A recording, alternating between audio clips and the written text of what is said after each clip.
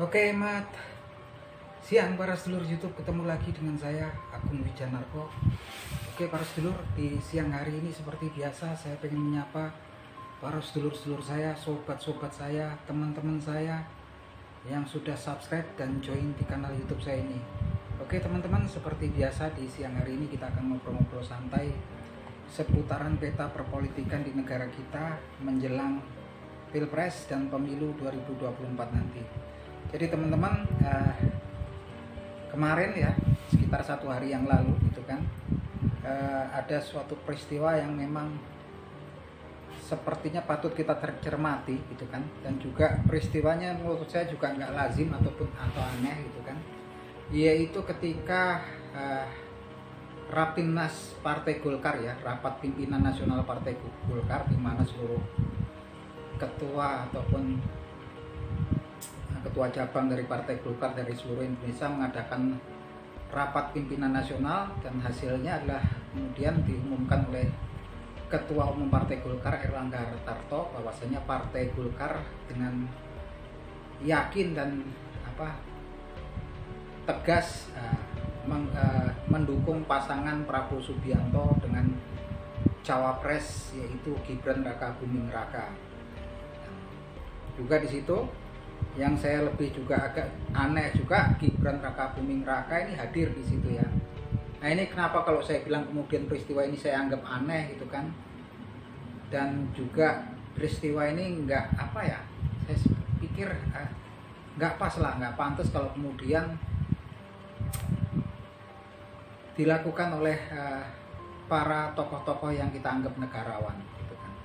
Karena kenapa gitu kan? Yang jelas-jelas Gibran Rakabuming Raka ini adalah kader Partai Demokrasi Indonesia Perjuangan yang memang karir politiknya yang membangun, yang memperjuangkan gitu kan, adalah andil besar Partai Demokrasi Indonesia Perjuangan sampai kemudian jadi kadernya secara instan dan kemudian langsung menjadi wali kota Solo gitu kan. Saya pikir juga tanpa PDI Perjuangan juga sepertinya juga posisi tersebut akan sangat mustahil gitu kan ya, pastinya ini memang turun daripada Partai Demokrasi Indonesia Perjuangan pada karir Gibran Rakabuming Raka ini sangatlah besar gitu kan. Dan beberapa waktu yang lalu juga Gibran Rakabuming Raka ini sebenarnya statusnya juga dikunci ya sama Partai Demokrasi Indonesia Perjuangan, dikunci sebagai juru kamnas ya, juru kampanye nasional pasangan Ganjar Pranowo dan Profesor Mahfud MD gitu kan. Artinya di situ memang sudah sepertinya tertutup ya kemungkinan kalau kemudian untuk menjadi cawapres Prabowo Subianto seperti yang beredar saat ini. Nah yang mengagetkan adalah kemudian Gibran Rakabuming Raka ini pada Rapimnas Golkar juga hadir gitu kan. Dan kemudian juga ketika diwawancara para wartawan juga nggak banyak komentar nanti hasil gimana responnya tentang posisi beliau yang kemudian dicalonkan sebagai cawapres dari Partai Golkar. Beliau menjawabnya akan dikoordinasikan dengan Bapak Prabowo Subianto gitu kan. Nah ini tentunya sangat kalau saya lihat juga sangat saya sangat prihatin gitu kan. Ini politik apa lagi gitu kan, jurus politik apa lagi gitu kan. Di lain pihak masih sepertinya nurut-nurut di Partai Demokrasi Indonesia Perjuangan, di lain pihak juga sepertinya memberi angin pihak yang lain gitu kan.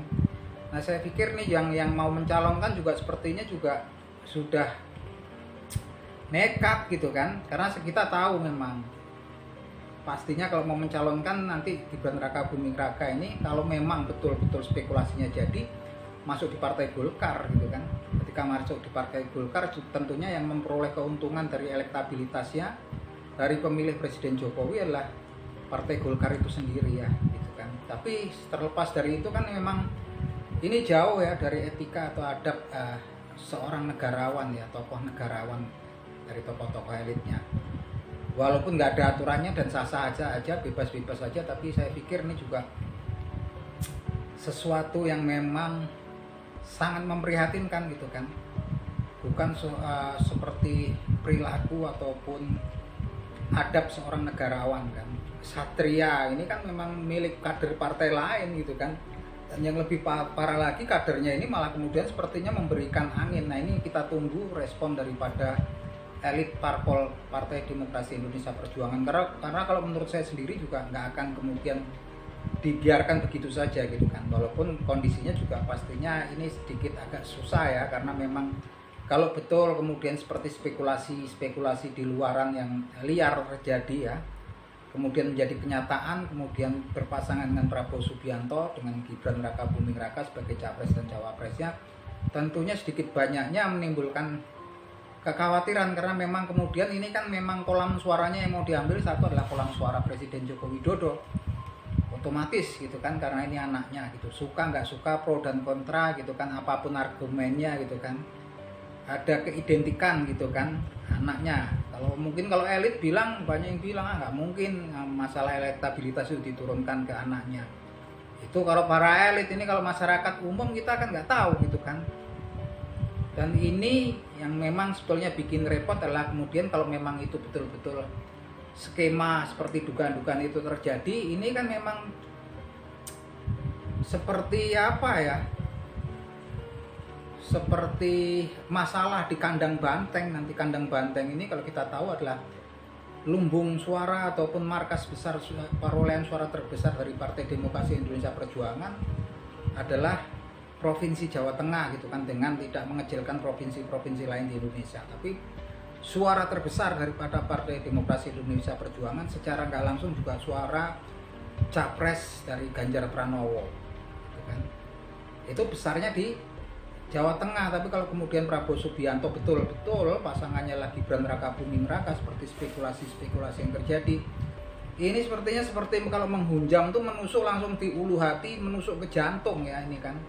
Karena yang jelas ini kan memang walaupun kita nggak tahu popularitas ataupun elektabilitas Gibran Rakabuming Raka secara menyeluruh di Jawa Tengah gitu kan, tapi yang jelas beliau ini kan wali kota Solo, dan kemudian beliau putra langsung daripada Presiden Joko Widodo gitu kan.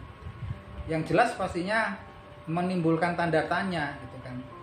Ini sepertinya bisa merusak suara, perolehan suara, menggembosi ataupun menggerus suara Partai Demokrasi Indonesia Perjuangan, dan utamanya lah pasangan Ganjar Pranowo dan Mahfud MD. Karena memang ini kan memang repot juga kalau kemudian dibiarkan begitu saja oleh pihak PDI Perjuangan. Tapi kita masih menunggu apa nanti memang skenario-nya yang terjadi seperti apa. Tapi ya betul-betul yang saya heran itu, ini kan kadernya partai orang gitu kan, udah jelas gitu kan, kok masih pada nekat mau mencalonkan tuh di mana gitu, adab dan etikanya itu seperti apa kalau menurut saya. Ibaratnya kan istri orang gitu kan, ganggu didekatin lagi terus. Dan yang saya lebih kaget adalah objek yang didekati itu juga malah sepertinya memberikan angin gitu kan ya, dengan menghadiri acara tersebut, walaupun itu sah-sah aja, bebas-bebas aja, nggak ada aturannya, tapi sepertinya juga adab dan etikanya ini kayaknya juga saya kurang mengerti ya. Dan saya pikir itu bukanlah suatu etika ataupun adab daripada seorang negarawan. Saya pikir seperti itu gitu kan. Karena memang mereka lupa gitu kan, masyarakat dan warga negara Indonesia ini semua menonton ya perilaku tingkah laku dari elit partai politik gitu kan. Karena memang kan sekarang memang HP Android itu sama kuota itu udah bisa dibeli dan dijangkau oleh seluruh lapisan masyarakat Indonesia, bahkan yang sampai di pelosok-pelosok. Dan memang dari obrolan-obrolan sore sambil ngopi itu banyak yang membicarakan tentang masalah ini ya, bahkan di pelosok-pelosok pedesaan gitu kan. Dan responnya kan memang sebetulnya udah direspon negatif gitu kan, udah direspon negatif ketika kemudian spekulasi muncul ketika masalah keputusan MK gitu kan, walaupun memang nggak ada pembuktian gitu kan, tapi responnya itu sebetulnya respon negatif dari nggak cuma lapisan masyarakat. Kita bisa lihat juga daripada orang-orang ataupun influencer, tokoh-tokoh di media sosial yang dulunya all out ataupun loyalis daripada Presiden Joko Widodo gitu kan, sekarang kan memang kemudian berbalik, banyak yang menyerang daripada keputusan MK tersebut gitu kan. Nah ini kan sebetulnya juga akan kemudian muncullah spekulasi seperti politik dinasti segala macam. Kita nggak tahu kan kenapa sampai terjadi seperti ini. Yang jelas memang kalau kemudian ada itu memang tanda-tandanya memang udah tampak sekali gitu kan. Dan masyarakat melihat itu dan responnya negatif gitu kan. Nggak cuma negatif, bahkan orang-orang yang dekat yang memang loyalisnya pendukungnya dari Presiden Joko Widodo juga kalau kita lihat dari konten-konten yang mereka bikin juga responnya nggak baik gitu kan. Sedikit banyak mereka itu kalaupun influencer itu nggak bisa diremehkan juga, mereka memiliki pengikut gitu kan, penonton yang besar gitu kan.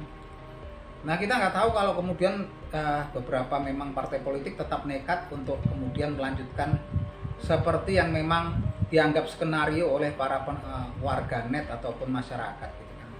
Terlepas dari itu memang nggak ada aturannya teman-teman, nggak ada aturan pakem yang pas, dan itu merupakan kebebasan daripada hak politik gitu kan, untuk diangkat jadi capres ataupun cawapres itu hak politik gitu kan. Tapi kan kemudian kalau kita lihat memang ada, kalau di negara kita ini bangsa timur adalah adab dan etika gitu kan. Seorang yang kesatria, yang negarawan sejati itu seperti apa gitu kan. Ini kita lihat, karena ini juga kalau kemudian blunder gitu kan, sampai kemudian yang menang adalah lawan politiknya, saya yakin akan repot ke depannya gitu kan. Karena memang kayaknya memang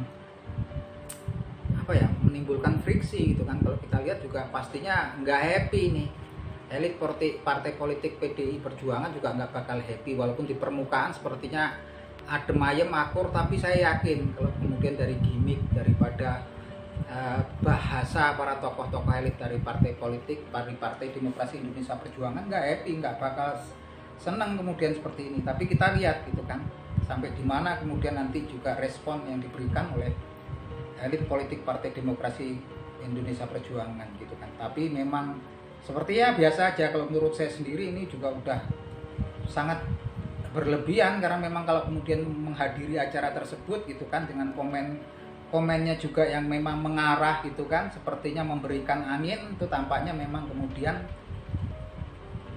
sangat aneh sekali ya teman-teman. Karena sudah jelas garisnya bahwasanya beliau dijadikan Gibran Rakabuming Raka ini menjadi jurkamnas ya daripada Partai Demokrasi Indonesia Perjuangan. Nah ini semakin menarik gitu kan, semakin dekat dengan hari H ataupun hari akhir pendaftaran capres dan cawapres. Ini sangat menarik untuk kita cermati, yaitu nanti untuk menunggu pasangan cawapresnya Prabowo Subianto gitu kan. Kita lihat gitu kan apakah betul seperti yang banyak spekulasi liar yang memang kemudian berkembang di media sosial, di masyarakat gitu kan, masyarakat nyata. Tapi ini banyak ya teman-teman yang membicarakan ini. Kalau saya nongkrong di warung tuh banyak yang membicarakan tentang seputaran daripada pengangkatan spekulasi cawapres gitu kan, siapakah cawapres daripada koalisi Indonesia Maju gitu kan. Kita lihat nanti, karena memang sebetulnya kan memang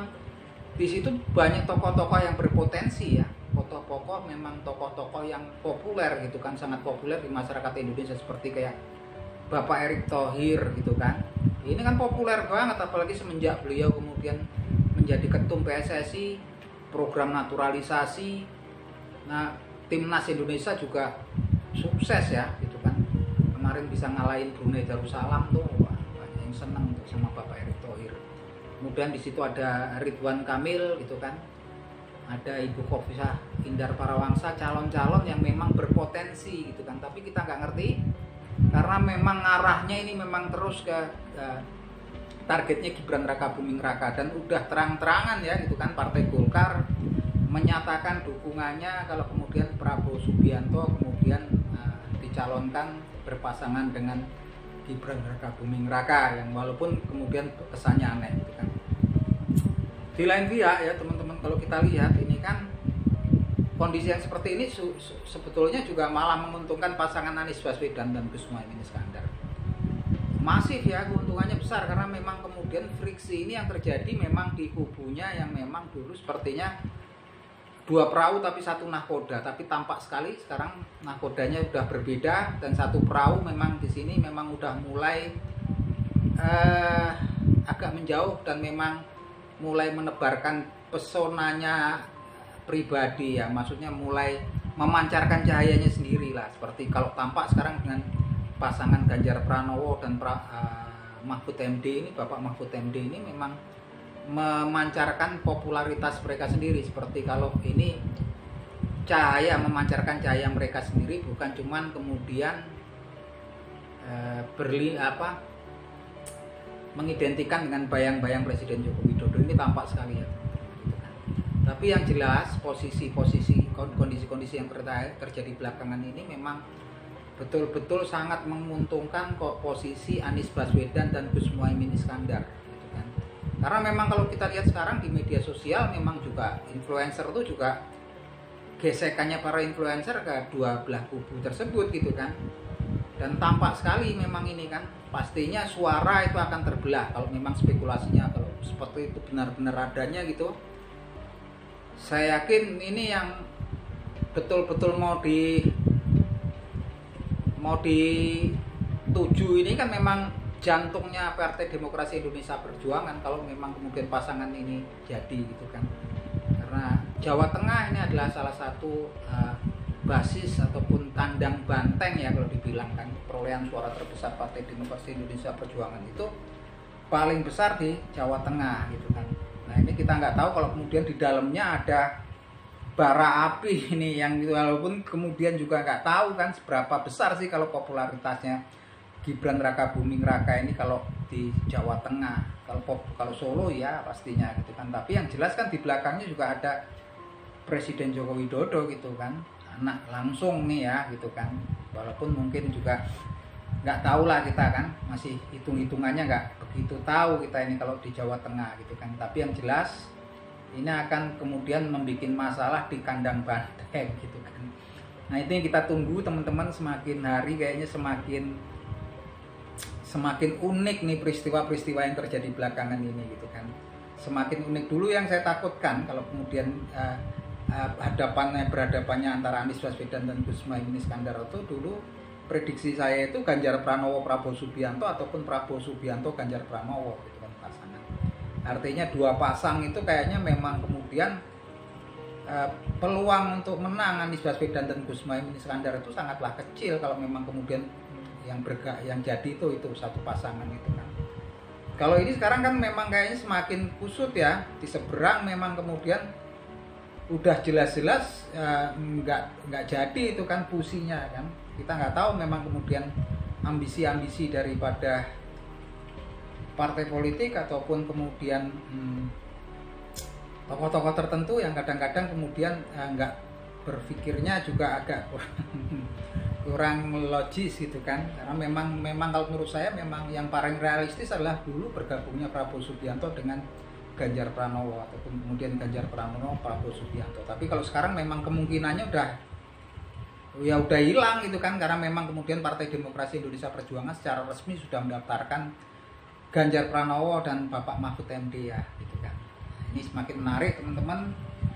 Saya kalau teman-teman ada komentar-komentar, analisa-analisa tertentu, monggo silahkan komen nanti untuk bahan obrolan saja teman-teman. Akhir kata siapapun nanti yang menang, kita sebagai supporter ataupun fans yang baik pastinya akan mendukung siapapun yang menang, dan kita harus selalu mendoakan bahwasannya nanti pilpres ataupun pemilu nanti berjalan dengan lancar, damai dan tentrem gitu kan, sehingga juga nggak terjadi gejolak, karena memang saat ini memang kondisi dunia lagi nggak baik-baik saja gitu kan, memang banyak lagi dilanda resesi global gitu kan. Oke, itu aja teman-teman, salam seduluran dari saya Bung Wijanarko dari Jogja.